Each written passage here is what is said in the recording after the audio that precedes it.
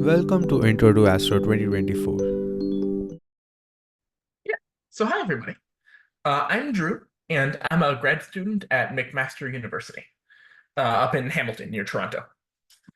So I study exoplanets, specifically rocky exoplanets around dwarf stars.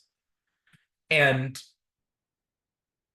so that's part of the reason I'm so excited to be able to talk to you guys about radial velocities today, which is how I go ahead and find these exoplanets.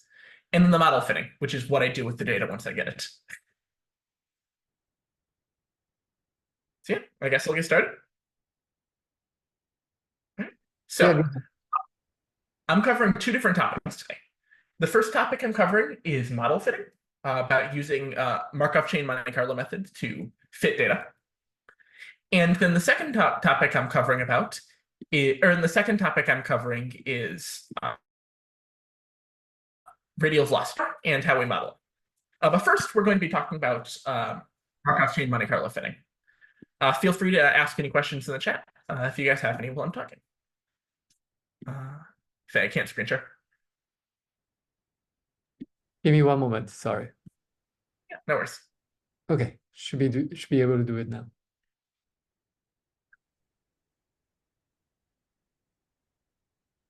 All right. Can you guys see the screen? Yeah, go ahead. Perfect. So yeah, I'm going to be teaching you guys about Markov chain Monte Carlo fitting methods and how they work. So just a quick note before we get started. This presentation is mostly intended to teach you guys about the math and ideas behind how this model fitting works. Alongside this, I've included a demo, which will give you a little bit more of an in-depth look into the actual implementation of this in Python. And then there's an assignment later on for if you guys are interested in exploring that yourself. But I think understanding how it works is something you need to do before using it. So let's jump right in. So imagine we're in a situation where we have a model that we want to fit to data. We have a set of data points. We know what form the model takes, but our model depends on some sort of parameters. It could be if you're modeling exponential growth, it could be your initial conditions.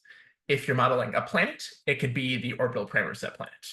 So we know what form our model takes. We don't know what parameters the model fit the data the best. So how do we figure out what parameters fit our data? So there are a whole bunch of different ways to do this. But the one I'm going to focus on is probably the most common one that you'll use in astronomy. It's called Markov chain Monte Carlo fitting, also called MCMC fitting. So let's go ahead and talk about how it works. So let's take an analogy to start. Imagine you're in the dark on a foggy hill. The hill's bumpy and the fog is kind of thick, so you can only see right around you. The goal is to reach the top of the hill so you can get above the fog. You can't just see where it is. So how do you find the highest point you can? This is ultimately what all sorts of model fitting codes are designed to do. You need to figure out what location, if not in real life, in parameter space, fits your data the best, and you want to get up to the highest point. You could just, test out a million different random sets of parameters and see what the best fit of data is, but that's super inefficient, and that'll take your computer forever. So instead, let's say you start out at some current location, where you are right now in the middle of that fog. And let's say you take a look at the ground right around you to figure out what direction will take you the highest for each step. So what direction will be the best, will improve your fit the most. And then you walk in that direction, and then you check again. After you take a step, you see which direction now will get me the highest. And it'll take you higher where you are now. If you keep taking steps in the direction of the maximum, as far up as you can get, eventually you're going to get further up than you are now. But then you run into a little bit of a problem. So what if you reach a local maximum, a little peak that's still not the highest point? Then you won't go any direction, right? Since staying still will let you move the highest, but you know you can get higher than where you are. So maybe you look around and you decide that every once in a while, you'll take a step downwards. Not often, but often enough that you can take a step down off from that local maximum and continue wandering around until maybe you reach the next hill over and you can get higher than where you are right now. That's how Markov chain Monte Carlo fits work. A Markov chain, or the Markov chain part of that name, it just refers to the fact that you take some part of parameter space and you randomly pick a direction to go in, meaning that you'll occasionally take a step downwards. The Monte Carlo part of the name means that you do this in what's called a Monte Carlo simulation. What that means in computer science is you just do the same experiment with different starting conditions or maybe different random seeds over and over and over and over, and then you look at the aggregate of where all of them go. So let's drop the analogy for a bit and let's get into more detail. So I'm going to try to include as little math here as possible.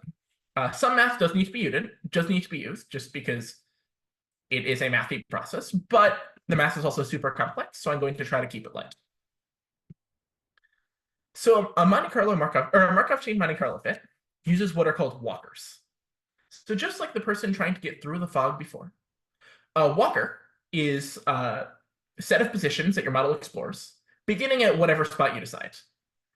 You'll typically have dozens or sometimes even hundreds of walkers, depending on how many parameters you're trying to fit for.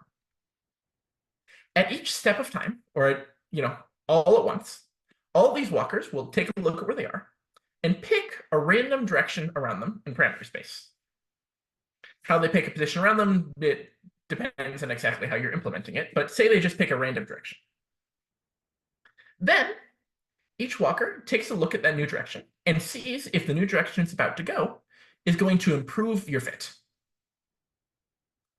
So the way it does that is it calculates what's called the log likelihood of your model at that point, or with those parameters.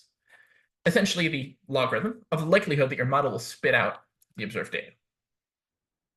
And because we're using logarithm, that means that if you're at this new point, a higher log likelihood means that your model is a better fit to the model. Your model is more likely to spit out the observed data. So if your walker takes a look at that new point and it sees that this new location is going to be a better fit, it's going to have a higher likelihood, then a walker is going to move to that new location, right?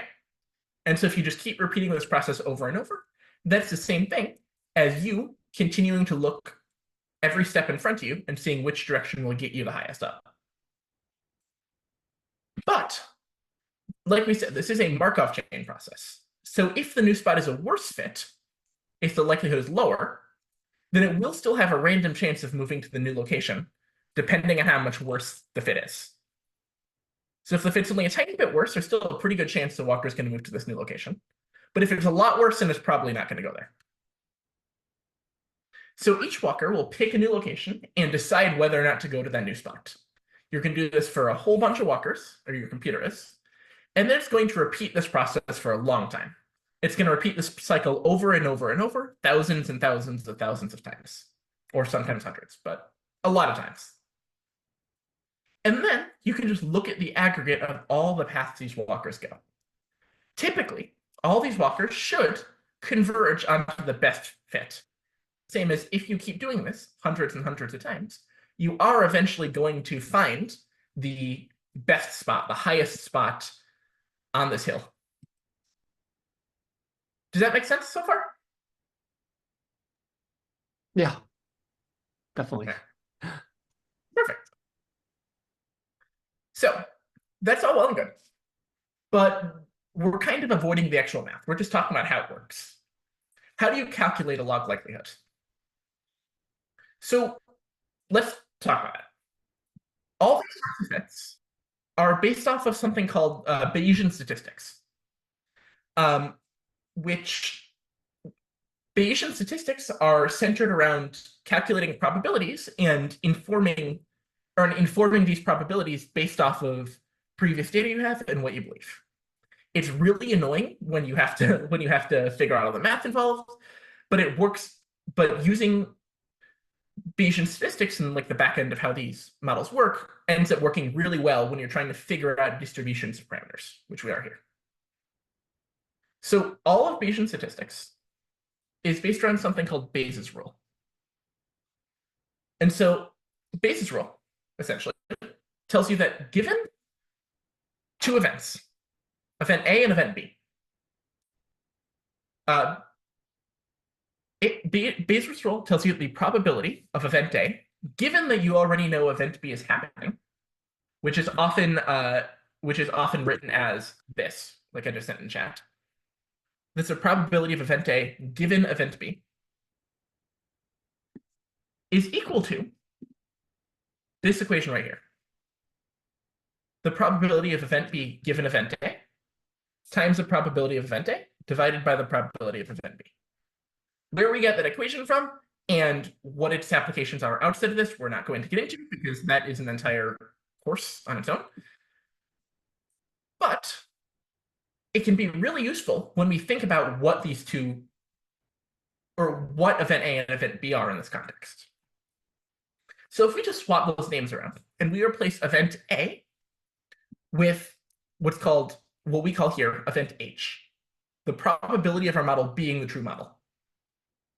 And we replace event B with event D, meaning the probability of our data being the actual data we observe, we can just go ahead and plug it in, or plug all those Bayes' rule in, and get this big equation that I'm showing on the screen right here.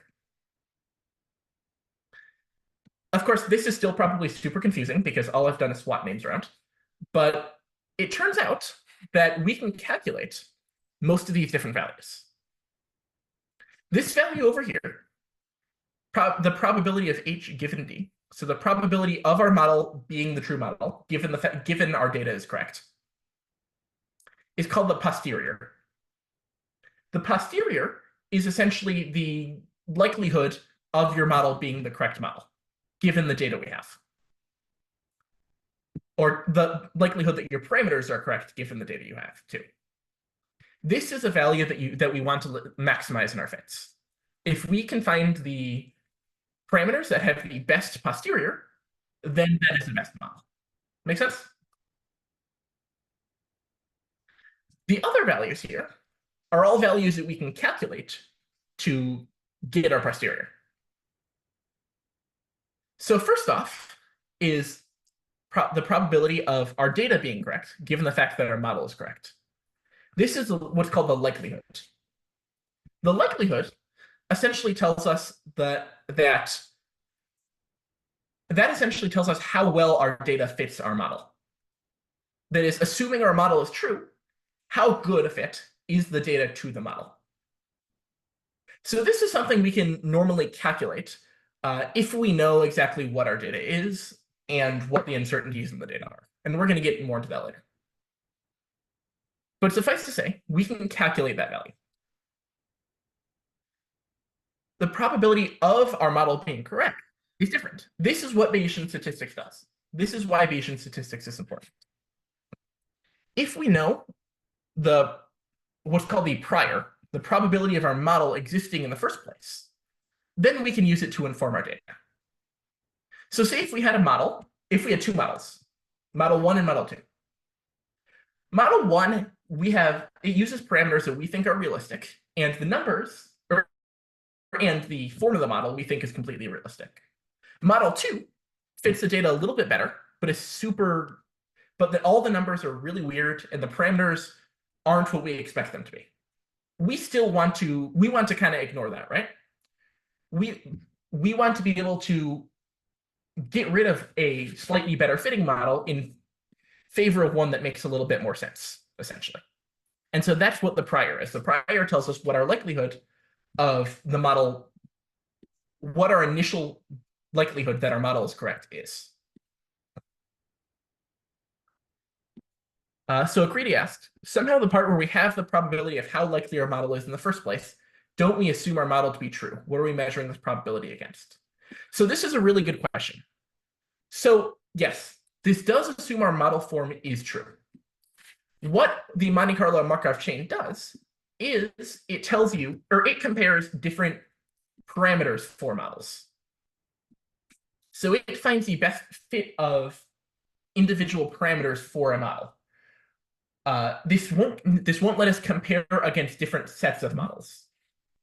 For example, if we have a set of data and we're trying to compare, linear growth versus exponential growth, we can't necessarily compare those. Well, we couldn't easily compare it using this method. But if we had, say, quadratic, Okay, sorry, let me rephrase that. Sorry.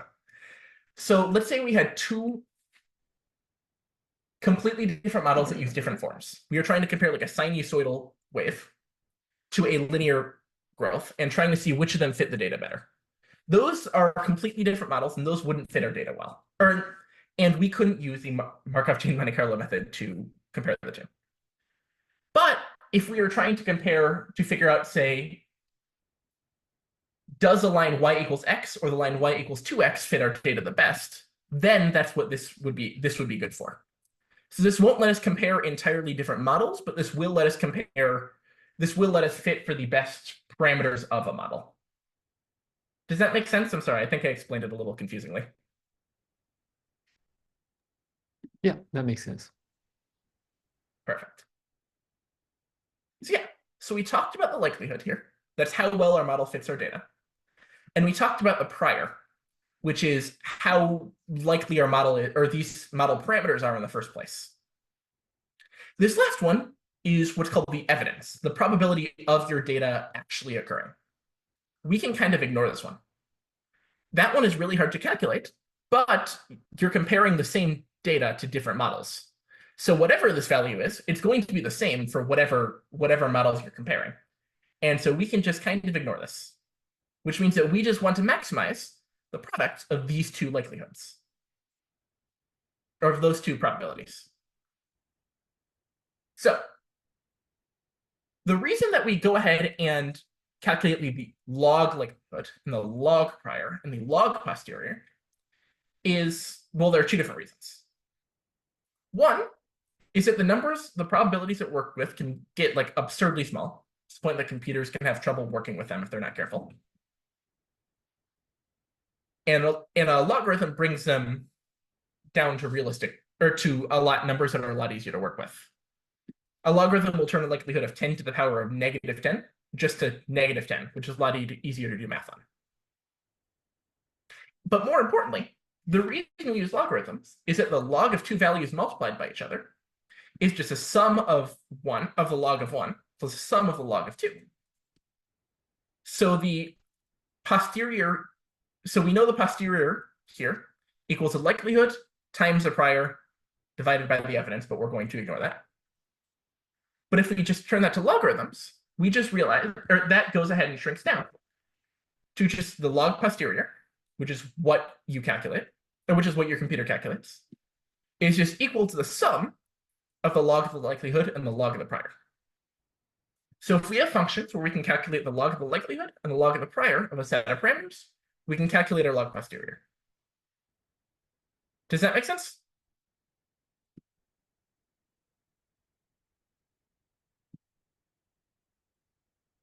All right. So first of all, our log likelihood. There are a whole bunch of ways to calculate log likelihood. We are going to quickly talk about log likelihood in the most common case. If your data are all completely uncorrelated with each other, then your log likelihood is easy to measure. Normally, you take your measurements for like whatever your data that you're trying to fit at different times from each other. And so this is usually the case, right? In the interest of time, I'm going to skip all the math behind it, but I will provide it if anybody would like. But suffice to say, normally when you calculate the log likelihood of your data, you will use what's called the chi-squared log likelihood. So if you have a set of data, call them y, and a set of uncertainties, call them sigma, then you can just go ahead and calculate the log likelihood with this equation down here. You take the difference between your data and your and your model, you square it, and then you divide by your uncertainty squared. Then you add all those up and you multiply by -1/2. So again, without getting into the math behind it, what that does is that the log likelihood is highest if you can minimize the difference between the model's estimate of the data at a given point and the actual data at that point. If you can do that, you increase the log likelihood. But it doesn't punish being as wrong as harshly if you have really high uncertainties in your data, or if the actual data values are higher. Like being off by 1 when your error is 10 isn't as bad as being off by 1 when your error is 0.1.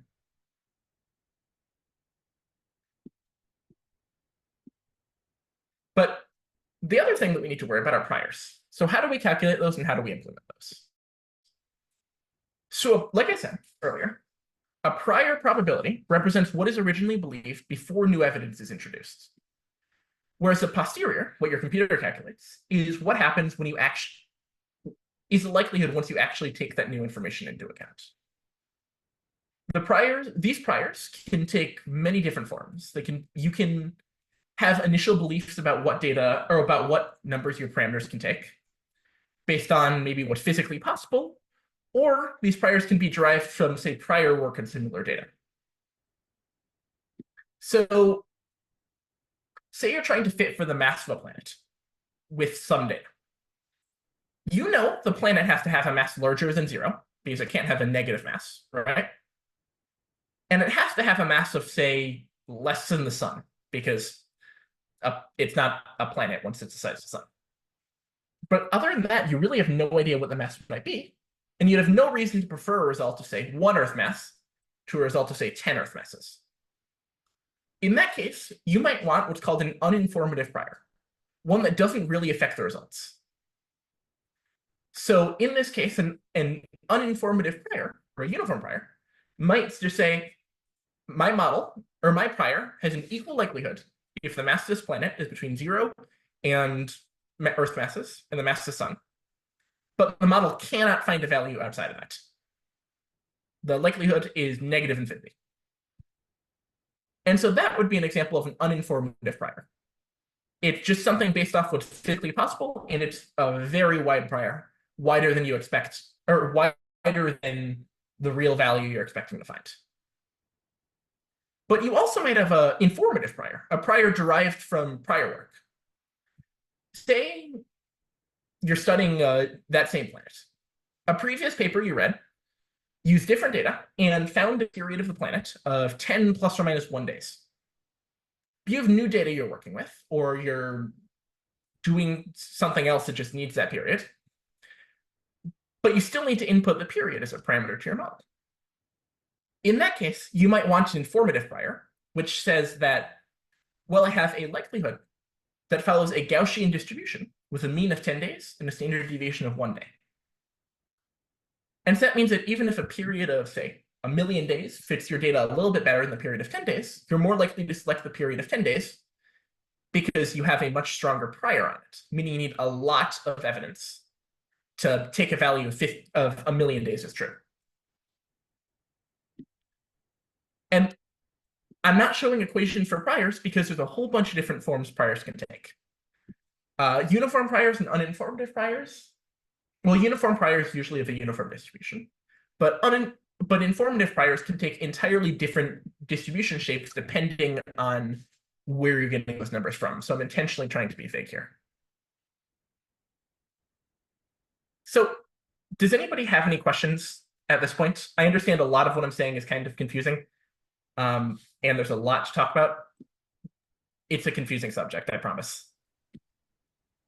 Yeah, perhaps things will come into focus after you talk about the radial velocity, like, having the motivation in the background. That's fair. That's fair. And once I talk about that, hopefully it'll provide a good example. Yeah, maybe we can pause for questions when you're done with the second part. Sounds good. So yeah, so the very last thing to talk about is what do you actually do while you're running or while you're calculating these posteriors. You've wrote some code to set up your walkers and start to get them to try to find the right parameters. And your fit is running. Your code is running, your model's working, but how do you know when it's finished? So in short, a fit is finished if the chains you're fitting, or if the walkers you're fitting have converged. Without getting into the math, that means that all your walkers, if you look at a graph of where they've been over time, they all follow a similar distribution, and they've all explored enough parameter space in a way that makes you confident they follow the true best fit distribution. Now, this can be tough to show because it's really hard to prove mathematically that something is converged, but we can still get an idea of what that looks like. So here is what's called a chain plot. This is a plot of all of our little walkers and what parameter values they take over time. This is one that you'll see. This is one from my actual demo, which is trying to fit a few different parameters, the period and the radius, for example, of a planet over time. And so you can see each of these walkers look like little gray lines. And you can see after exploring around for a little bit, they all kind of converge straight to the same value. The same thing happens for the period. They all move around a little bit, and then they all find the same best fit value as a fit runs for longer and longer, which is good. That tells you that a fit is working well.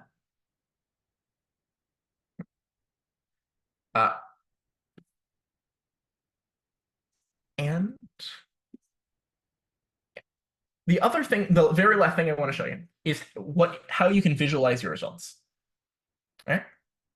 This over here on the right is what's called a corner plot. This corner plot shows a few different things. If you look along the diagonal, you'll see what look like 5 different sort of like normal distributions or Gaussian distributions. Each of those show the distributions of the walkers in parameter space for each parameter. So you can see the radius of these planets, or of this planet that we fit, seems to be centered around this value right here, but it sort of follows the Gaussian distribution. And over here, we can see what looks like a comparison of the distribution for each pair of parameters, which lets you visualize any sort of correlations between parameters. For example, we can see a correlation between these 2 parameters here. If we find a higher value for one, we're more likely to find a higher value for the other. And so ultimately, that is the goal of an MCMC fit. Our goal isn't just to find the best fit value. If we wanted to do that, there are much easier methods we could use. But an MCMC method, or an MCMC fit, lets us figure out what the distribution of possible parameters are, which is ultimately what we want when we're trying to fit our models to data. So yeah, I haven't gotten into any of the code behind how this works, but I have provided a demo for you guys, which I think should be available to you. And if not, let me know. Which should walk you through how to get the setup in code and have you test it on real data from the Kepler Space Telescope. Register now on bit.ly/Intro2Astro 2024.